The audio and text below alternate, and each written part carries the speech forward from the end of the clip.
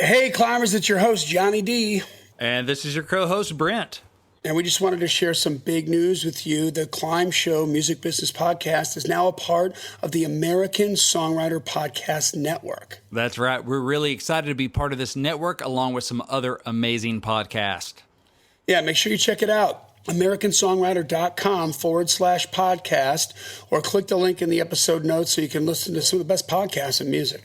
That's right. All right, Johnny, go do your thing. Welcome to the C.L.I.M.B! This is a show dedicated to helping singers, songwriters, and indie artists like you create leverage in the music business, because the leverage is what you're going to need in today's music business. It's not about the talent. It's about showing that people like the talent. It's about proving to people that you can write and that you can work with others and play nice in the sandbox. It's about having a book of business, having a revenue stream. This is what's going to get the record label, the bigger investor, the booking agency, the publishing company, and all of the trappings that you want to take to the next step. The good news is you don't need anybody's permission to get it. Bad news is you got to do it yourself. And that's why we called it the C.L.I.M.B, creating leverage in the music business, C.L.I.M.B, which is brilliant. It's a Baxternym. It's my good friend and co-host, Mr. Brent Baxter, who's an award-winning hit songwriter with cuts by Alan Jackson, Randy Travis, Lady A, Joe Nichols, got a couple number ones on CCM right now too, not for nothing. And also helps songwriters like you turn pro by revealing how you can write like a pro, do business like a pro, and on the regular, he connects you to the pros so you can get a shot to create a relationship. You can find Brent very easily at songwritingpro.com. Once again, that's songwritingpro.com. And I would like to introduce you to my co-host, Johnny Dwinell, who, by the way, that's it's Southern Gospel number one, so actually not CCM. A little difference there. Just want to be accurate on there, but that's all right. That shows my ignorance of the subgenres of Christian music. Exactly. Yeah, in Christian music. We'll just go with that. I don't want to lie about, where I got my Jesus song cut. No, I know. We don't want to be that. We don't need that. Nobody needs that kind of trouble. That's right. All right. Anyway, I would like to introduce y'all to my co-host, Johnny Dwinell. Johnny owns Daredevil Production. They're breaking artists digitally by identifying new fans through data.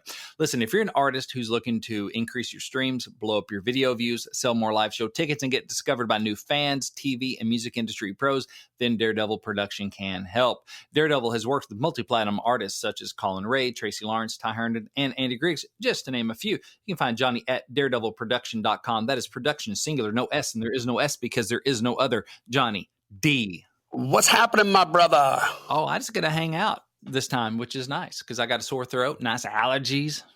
Oh, my goodness. You don't got the COVID, do you? No, I got the drainage. Yeah. Dude, have you noticed my voice has been getting better? Like, I had to go through a hell of a time fixing this thing, but it turns out that nasty voice I've been having for probably a good 5-6 months was a combo platter of nasal drainage. And did you know that you can have gastric, reflux without reflux? Yeah, without knowing it, right? Like without having heartburn or anything like that. I did not. I didn't either. And so I got on a couple different basic gastric meds or whatever. Medicinal cocktail? Yeah. Not the kind you're used to, but... Exactly. I prefer a different kind of cocktail, but right.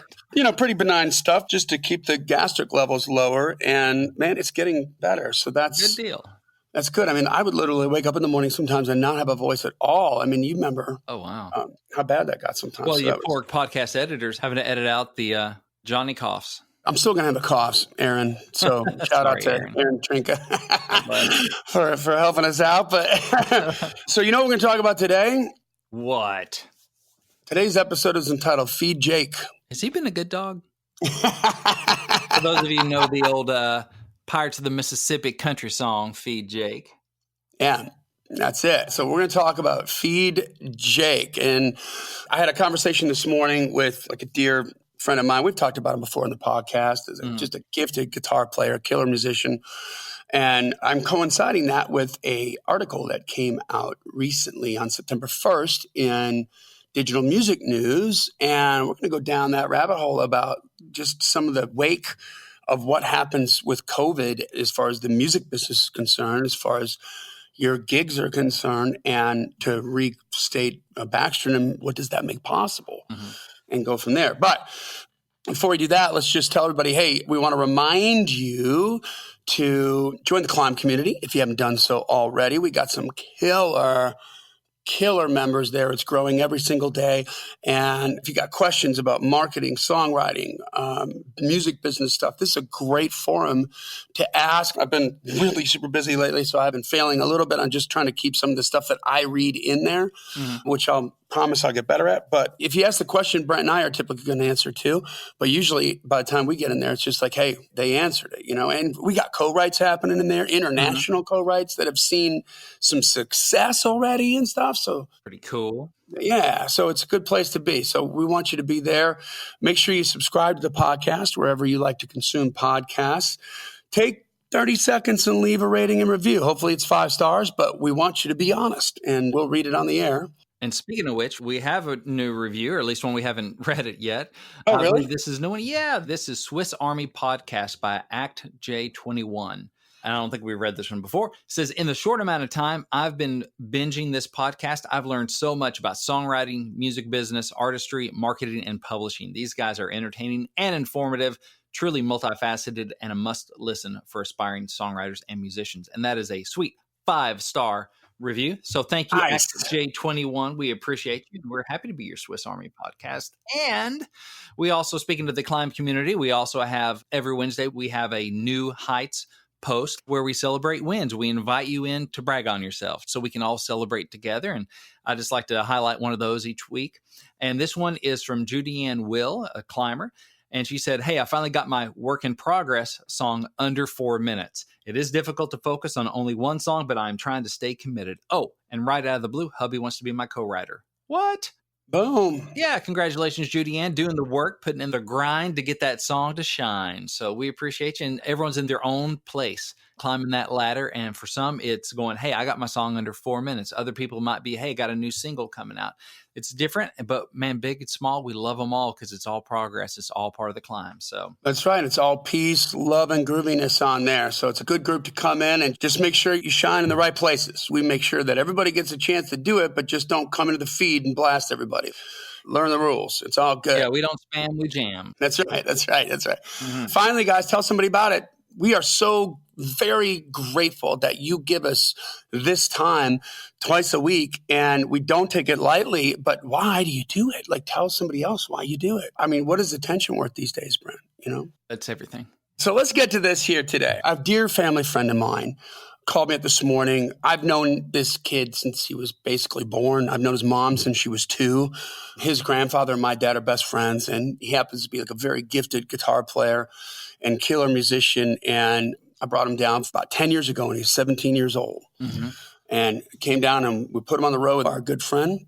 And in short order, he became quite professional. And like everybody, he's got his own things he's got to get through and whatnot. But first time he came down, Anthony got him up on stage because Anthony was a friend. And we asked him, hey, can we get this kid up? We want to look at him and just see what he can do. We throw a couple songs at him. And Anthony's like, sure, man, I'll get the band to do that. So that's what he did. Kid got up on stage and melted my face. And my business partner at the time, Kelly, we were just like, holy cow, he was great. Total star quality. And I think he's had some confidence issues about being the front person because for a long time, he's been putting himself in the passenger seat. And so we had this conversation this morning that coincided with this article that I'm going to read. And I just wanted to share that with you because I think a lot of you out there are thinking the same kinds of things. And this is a real world thing, happened very recent, just this morning. And so I thought, let's tackle it. Cool. In this particular case, everything's been shut down for COVID for a long time. Then, I don't know, a couple months ago, we threatened to open back up again. I think it was like in June. And then we actually went backwards, right? They opened up and then they closed it again. And it got even worse. Like now there's a curfew at 10 o'clock. And last night, I was telling you this off the air, but I was out with an artist that we work with named Lala Deaton, who's a dear friend of mine and another mutual friend of ours. And we were at this little restaurant bar that's right by her place, just south of the city. And I walked in after work and I had like a late night working last night. I just went in to grab a cocktail and hug on her neck. I hadn't seen her forever. And there's people sitting at the bar. And I was like, what? Joy. Like, I was so excited. Like it just felt like normal again. And I had traveled over the weekend and going through the airport, it was just so depressing because everything's shut down. You can't even sit in a restaurant in the airport, much less sit at the bar, you know? And I was like, this is such a bummer, man. So everything's starting to open back up again, right? Well, on that note, and he'll call me for advice sometimes on this, on business stuff and on political, not United States politics, but bar politics and band politics and stuff like that. And I said, it's not your show. Yeah. Why isn't it your show? Why aren't you doing this? And so he kind of defaults to this thing where he starts thinking he knows what the future is and stuff. Well, it's, like there's a ton of bands that are waiting to get back in, and I'm not going to be able to get a slot there. Mind you, this guy's like a gifted guitar player. He's been playing on Broadway for 10 years. Yeah, they know him there. They know him. Yeah. They know him. And he knows everybody. And if he doesn't know every single booker for every single honky tonk, he's best friends with somebody who does. Yeah. You know what I mean? Because it's a tight community down there.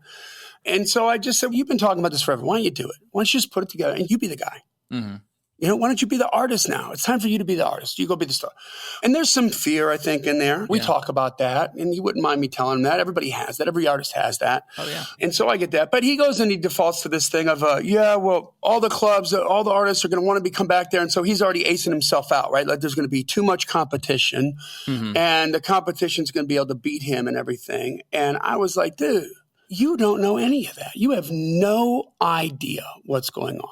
Right. We have yet to find out what the impact of this is going to be on the music community. How many people just decided this is Brent? What did you do when you first moved to town and you didn't have that job at the publishing company? I waited tables.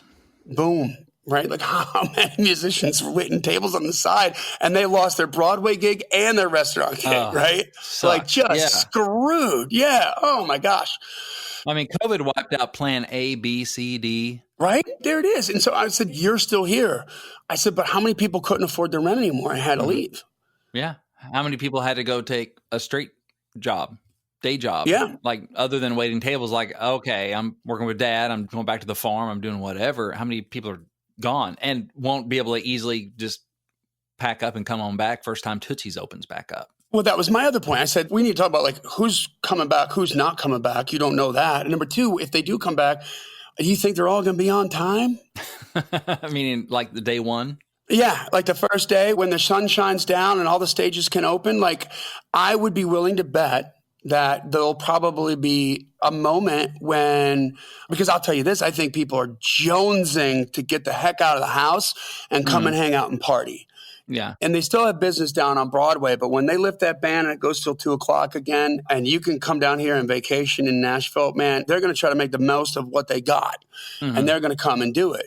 So this leads me to this article that I was talking about, because it kind of coincides with this discussion here, right? And this was in September 1st, it was written. It was in Digital Music News. And the headline is 64% of UK musicians, United Kingdom musicians, are considering leaving the music industry. 64%. I would think on any given day in Nashville, it's about like 70% on any given day, but they just aren't counting. They're all thinking about it, but then if they're going to do it or not, it's another story. Right? Exactly. They just not tell anybody. No, that's like 100% of musicians are always thinking about it. Thinking about it. Yeah. No one's just asking them. I'm taking a survey. But here's a little bit of this article I'm going to read to you. It's not very long, but it's according to a new study, nearly 2/3 of United Kingdom musicians are considering exiting the music industry. Encore Musicians, a musician booking platform, disclosed the troubling statistic and other similarly discouraging data in a recently published analysis. Of the 569 UK musicians who participated in the survey, about 64%, or 346 persons, indicated that they are considering, quote unquote, leaving the music profession. Additionally, in a testament to the unevenness of the post-lockdown recovery, 40% of survey participants, or 228 individuals, said that they have 0 gigs booked between now and the end of the year. The average at this point in 2019 was 27 scheduled performances. In other words, evidence suggests that members of the music community are enjoying far fewer opportunities to earn a living than other professionals. And despite the fact that London gave socially distanced indoor concerts the green light to resume last month, the study also revealed that artist-booked gigs between August and December are down 87% from 2019. Well, first of all, duh.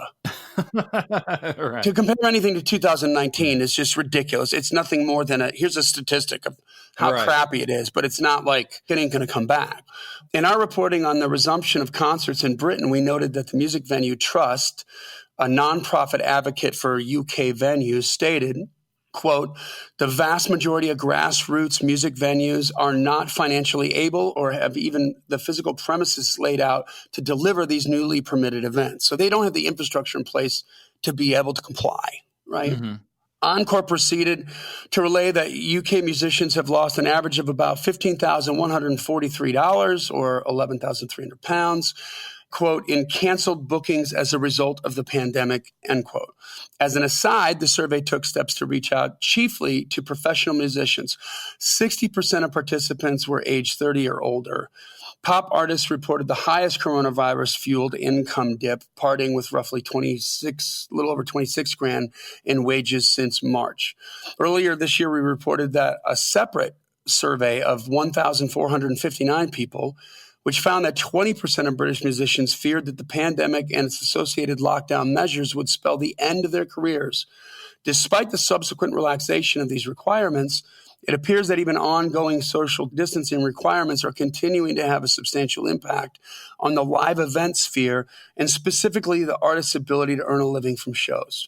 Needless to say, a significant number of performers stand to benefit from the live music's full-scale reemergence. On this front, leading concert promoter Live Nation is banking on a comeback arriving in early 2021, but maybe that's too soon. Just recently, Lollapalooza co-founder Mark Geiger predicted that things won't bounce back until 2022. Although it's unclear when performances will return to form, recent weeks haven't been without positive live music developments. Last month, Insomniac sold out 2021. It's a EDC Vegas tickets. Those are electronic music. After just one day, it's sold out. In a sign that fans are eager to resume enjoying traditional festivals and concerts. Previously, researchers suggested that the pandemic would have a long-term effect on the music lovers' desire to attend the gigs. I don't think the young kids are going to care, most of them. And by the way, after this article came out just a few days ago, Live Nation already put another like 2,000 people on furlough. Wow. So it's unclear whether or not Live Nation is going to make it. So I read this to you, doom and gloom, right? Yeah, that's a real pick-me-up, Johnny. Thank you. Yeah, but what's the first thing that comes to your mind? Because I know you. And because we talked about it ahead of time. What does this make possible? Yeah. At Tip Michael Hyatt. Yeah, what does this make possible? Right. Back to the title of a previous episode that was very, very early in our career, the Chinese word for crisis is made up of two characters. And one character means danger and the other character means opportunity. Mm-hmm. Danger and opportunity. So the danger is we got a lot of people that are, you know what? Maybe they're at the end of their rope and this was all it took. Yeah. This was the sign that they saw to just be done with it. I'm selling my axe and I'm going to go to work for my daddy. Yeah. And that has less to do with COVID. And COVID was the catalyst. It has more to do with they probably have years and years and years. Yeah. It's the straw that brought the camel's back kind of thing. Is the herd going to get thinner? Yeah. I mean, that kind of wouldn't suck for the people who are going to stay in it. Yeah. I think you might get a bump from people like, okay, I've been furloughed. I've been laid off. I'm going to go make some music now. But a lot of those will wash out as well. Yeah, because if they're making music now because they can't go to their regular job, they're not in it to win it. You know what I mean? But yeah, they're in and some of them may click and they're going to be in it to win it and they may never go back. But I would imagine a lot of them are going to just kind of get back to life when it gets back to normal. Most of them are just going to have to go back to their jobs. And this was a fun thing that they got to spend a little more time on. But the reason they're not doing it full time is not because they lacked the love or the want, but they don't have that itch to scratch. Yeah. Like that's a different story where it's a compulsory thing, Right. Do this or climb a tower with a gun, one of the two. So, I'm talking to this kid and I said, I don't understand why we're even having this conversation. You act as if this is going to be a difficult thing to do or something. Mm-hmm. What I would do, and I thought this is what made me think I want to share this with the C.L.I.M.B community, was I would say he's got this groove going with this one honky-tonks. Well, there's a billion honky-tonks. Obviously, it's an exaggeration, but there's like 5 blocks of honky-tonks, 3 or 4 levels each in a stage on every freaking level, and they all need bands. So will there be a situation in Nashville? And if you're thinking this is just about Nashville, stop it. Okay, this is your area too. Mm-hmm. This is your market too. My market's Nashville. I can speak more intelligently about that. Will there be a situation where we got boatloads of people coming back? Like, for instance, they said that electronic festival sold out. Well, how quickly is tourism going to come back to where Broadway's just packed again with people who are got barn fever big time. Yeah. And are just ready to get the heck out of the house and come down and party. They didn't get their vacation this summer, and now they're going to come and do it, you know? Yeah. Or in your local community, right? In your market, they just need to get the heck out of the house. They're starving for live music. They're sick of watching the live streams on Facebook, and they want to go feel that kick drum right in their chest. That's right, yeah. So I wonder how many stages might just be closed because there's no band to fill it. Yeah. For a little while. How long is it going to take to fill that up? So I said, I would text the guy and I would tell him, hey, man, put my own thing together. I love playing your club. And it just breaks my heart to think that there may be ever a second where you think that you got a stage and some people that can stand in front of it, but nobody that can play on it. Yeah. So if I can help you in any way, you let me know and I'll be there for you because you've been there for me. Yeah. Then I would also get my butt down to Broadway and go find out who books every single one of those. Because there's like 3 people that own basically all of them. Yeah. There's a couple outliers, but Tootsie's organization is Tootsie's. It's There's a Honky Tonk Central. Honky Tonk Central. It's Kid Rock's. There's one other I'm forgetting. There's a barbecue place right across the street from Tootsie's. But anyway, they got like 4 or 5 facilities, you know, and a facility down in Panama City Beach, Florida. I mean, I don't know how many stages they got, but it's like 30 or 40, I think, maybe. Let's see, 3 at Tootsie's, 6, 12. It's probably like 25 or 30 stages, but with multiple shifts per day. 4 shifts a day, so times 4. So they got 100 gigs a freaking day that they got to book. And that's just one organization. Yeah. Then there's the competing organization, which owns the corner of the stage, and they own Legends on the corner and a couple other Twin Fiddles or what it's called. I can't remember what it's called. But anyway, Crossroads, they own that too. So go tell everybody that you're open for business. You know, when I brought Lonely Highway up from Jacksonville, I told them, I said, if you go to work, keep in mind, they don't know anything about Broadway, right? So they don't know any of the cover songs hardly. They certainly don't know all the regular stuff. They had plenty of covers, but they needed like 800 of them. Yeah, it's a different beast. They didn't understand how to play the game up here, to work that jug and the things they needed to do to improve their money in the tip jug. And I just said, hey, come up. And they didn't know a soul. It's one relationship I had with the guy that books Tootsie's, who's a friend of mine, and brought him up. They played for him. He's like, holy crap, these guys are great. I'm like, yeah, they'll be back up shortly. Let's make some room. And he's like, I'll do it, dude. And I told those guys, I said, in 6 months, if you outwork everybody else, you can be at the top stages and be a premier band here. And they did it in 3. Yeah. And so I just said, you already got relationships down there. You can do this in 1 month. 1 month. Just be there for everybody. Yeah. And then find your groove and do it that way. Like, what do you care? He knows all the musicians, like all the subs. This bass player can sing like this many songs, and this other guitar player does this really well. And you know what I mean? He already knows all the bands, like personally. And so just go out there and be ahead of the game. And where is it that you can take advantage of COVID? Because there's going to be a lot of people that just aren't in the position that you're in. He knows everybody. He has the biggest advantage of anybody. And I don't know how long they're going to come back. And I don't know if they're going to come back. Because if this is true in the UK, don't you think it's true in America too? Yeah. And Canada? So I think now's the time to get off your butts, people. Okay? It's back on. Do not wait until your first gig comes to get your S together, okay? And then start scratching your head about what you're going to do about getting more gigs. I would be reaching out to every single club owner that you've ever performed for and clubs that you wanted to get into that you haven't gotten into yet. Yeah. Reach out, leave a voicemail. Hey, this is so-and-so. If you don't know me, shoot me an email address and I'll send you a link. Here's my handle on Facebook, and you can see some of our live performances. We put butts in seats. We're a great band, and we know that you might be needing some help. And if I can help you, then you let me know. And if I'm not already playing a gig, I'll be there. So that you can be open, because this is going to be like an all hands on deck. Let me solve your problems, club owner. Yeah. Right? It's not like help me out, give me a shot. No, it's like I want to make sure you got someone to entertain your people so they keep on drinking and you can stay in business. Let me help you. Yeah. So let's say they've got an artist that they're going to be friends with and it's not you. Okay. But that artist's going to have their own problems, aren't they? Like maybe they can't get the whole band back together in time because somebody went sideways and they got to find another guitar player. You don't know.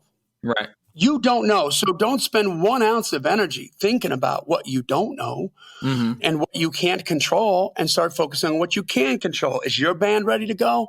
Can you get up there? Even if you're singer-songwriter, can you get up there and make that happen and just say, hey, what a great way to reach out and offer something instead of saying, gimme, gimme, gimme. Because there's probably going to be multiple times at multiple clubs in multiple cities across the globe where at the last minute, stuff's going to go sideways because the supply line is jacked up. Yeah.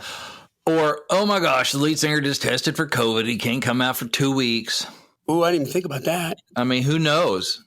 I didn't even think about this. So yeah, this is a crisis. There's lots of danger out there, but there's lots of opportunity. And you have to funnel this, man. So like a good description of what I mean by funnel this is if you wake up one day and you got a really, really bad toothache, and let's say you're on vacation. So you don't have your regular dentist to call. You're not playing a home game. Not playing a home game. Yeah. Right. So you make one call to one dentist and you sit around and you wait. And you wait and you wait and you wait. And hopefully they'll call you back. And maybe they'll have a spot and maybe they won't. But you're going to do that. And then what are you going to do? Wait for that, maybe a day, maybe 2, depending how busy they are. Then you call the next one. No. Calling everybody. Right? Starting with the A's. Start with the A's. Start with the frickin' A's and call every frickin' dentist you know. And by the time you're dialing down to the Z's, your phone's going to be ringing with 2 or 3 of them. And you're like, who can take me? Exactly. Let's go. Guys, this is the way, and now is the time. Today is the day. Now is the time. You got to be on the horn with everybody. Hey, this is so-and-so. You've heard of us. And listen, we played there, or we've been fixing to get to you, but here's the other places we played. And just leave a message. If there's any way we can help you, I don't want to see you disappear on account of no entertainment. And so if there's ever a time when you don't have a band to play on that stage, you call me, we'll be there. Okay, if we're not already playing, we'll be there. And you make that commitment, and then that's how you get in, and you're helping them. And then, you know what? They're going to get a chance to see you play. And then guess what? If you're undeniable, you don't know how many people are coming back to town. You don't know what bands are getting what and who's getting who and when they're going to come back into town or anything like that. But I said, here's what I do know for sure, that if you walk down, for those of you who haven't ever been to Nashville and been on Broadway, you walk down Broadway, it's an ocean of mediocrity. It's an ocean of mediocrity. I mean, the singers especially are like, oh, it's hard to take. So it's what I told the Lonely Highway Boys. It's what I told another artist I brought up from L.A., Chris Malk, who's just a gifted singer. I said, it's not going to take you long to get to the top. The cream rises to the top real fast because most people are mediocre. And he isn't going to win American Idol on the vocals, but he can hold his own on the vocals. But his showmanship and his guitarmanship, forget about it. Think like Stevie Ray Vaughan as opposed to Michael Bolton or something. I mean, he can deliver the goods really, really, really well. And he's compelling to watch. And he's got a personality. He's got an attitude. He's got an opinion about stuff, and he's not afraid to tell you. That's a frontman right there. So guys, this is one of my shorter ones here, but I just wanted to get that out there. Like, now is the time. If you don't have a list of every club that you've already played, make it. And if you don't have another list of every club that you've wanted to play, but you haven't had a chance to get in because the game was rigged and it was too crowded and there was too much stuff going on, they're all going to need your help at some point. Do you want to be first in that phone message machine, or do you want to be last? That's right. Get in there now. And there it is. That's how you serve it up. We're so excited to be back to work. We're chomping at the bit. We're a killer band. You can go listen to our music here. You can listen to us on Spotify. You can listen to us here. Here's an EPK. Give them everything they need in that voicemail message and tell them, if you have an opening and you don't have a band, I don't ever want to hear about you running a night without entertainment when you really wanted some. And you call us and we'll be there for you if we're not already working. And you're going to make some friends. You're going to get some calls back. I promise you that's the case, guys. On that note, we are working miracles here on the digital marketing with artists. My goodness, like Lala Deaton spent less than $1,000 on ads, and she's got over 2.3 million video plays on Facebook. She's got over 17,000 people that have seen that thing 100% of the way through. I mean, we've got some just crazy cool stuff that's coming out. Guys, help us help you. Digital is where you want to be. You really want to be compiling that data and putting that together so that you can take advantage of situations as they begin to emerge coming up here, because the artists who pivot are going to have it, and digital is the way it's going to work. And it's inexpensive, and you get to keep that data. You know who saw it, you know who liked it. Why wouldn't you want to do that? If you're not far enough along in your artist journey to work with us one-on-one, then you know what? Maybe a consultation is a better way to go. We're available for that. Just reach out to info@daredevilproduction.com and put consultation in the subject line. We'll get something on the books, and I can look over all your assets and what you got going on, and we can help you develop a plan that benefits you in the quickest possible manner, but build that base and help you take the next step. And then finally, if you haven't done so already, download the free informational PDF that is 21 biggest reasons you don't have more fans and how to fix it.